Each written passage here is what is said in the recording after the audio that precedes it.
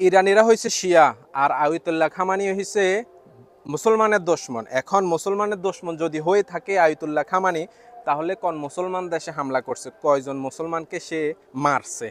এটা যারা বাংলাদেশে বসে বসে ফতুয়া জারি করতেছেন, আপনাদের কাছে আমার প্রশ্ন থাকলো, কয়জন মুসলমানকে আয়াতুল্লাহ খামানি মারছে? তারা এখন আমাদের শত্রু দেশকে ধ্বংস করতেছে। যারা ইহুদিরা যখন ওই ফিলিস্তিন ভাইদেরকে মারতেছিল, তখন আমাদের দেশে শোডাউন ছাড়া আর কোনো কিছুই হয় নাই। আর যে দেশের ইসলামিক দলগুলা একতাবদ্ধ হয়ে নির্বাচন করতে পারে না, তারা গোল টেবিলে বসতে পারে না, তারা কিভাবে আরেকটা দেশকে বলে তারা শিয়া, তারা মুসলিম বিরোধী, তাদের আকিদার সাথে আমাদের ব্যবধান থাকতে পারে, আমরা মুসলমান তারা শিয়া, তাদের সাথে আমাদের কিছু একটা ব্যবধান থাকতে পারে, কিন্তু এটার বিচার করার মালিক একমাত্র আল্লাহ। তাদের সাথে যে কোনো একটা ব্যবধান থাকতে পারে, এতটুকু জ্ঞান আমাদের হয় নাই। তবে আমি এটাই বলতে চাই, কোন মুসলিম দেশ ফিলিস্তিন ভাইদের পক্ষ হয়ে একটা ইহুদি রাষ্ট্র বিরুদ্ধে লড়াই করতেছে, যেখানে ইরান একাই লড়াই করতেছে, ইরানের পাশে কোনো মুসলিম দেশ নেই।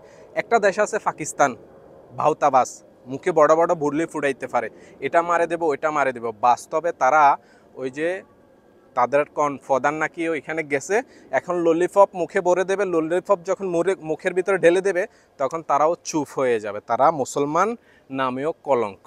আর তারা যদি শিয়াও হয়ে থাকে, আমার জানা মতে তারাই ভালো, তারা মুসলমানের পক্ষ হয়ে লড়তেছে।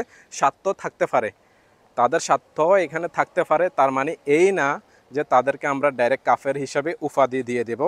কারণ এটার বিচার করার মালিক, ফয়সালা করার মালিক একমাত্র আল্লাহ, এটার বিচার করার মালিক আমরা নয়। তো সুতরাং কাউকে কাফের বলার আগেও 100 বার ভেবে নেবেন, কারণ তারাও কোরআন মানে, তারাও আল্লাহ মানে, তারাও নবী মানে, তারাও নামাজ পড়ে। আর তারা যে লড়াই করতেছে, এটা মুসলমানদের পক্ষ হয়ে লড়তেছে। আরও মুসলমান কিছু কিছু দেশ তাদের বিরুদ্ধে লড়তেছে ইহুদিদের পক্ষ নিয়ে। আশা করি সবাই বুঝতে পারছেন।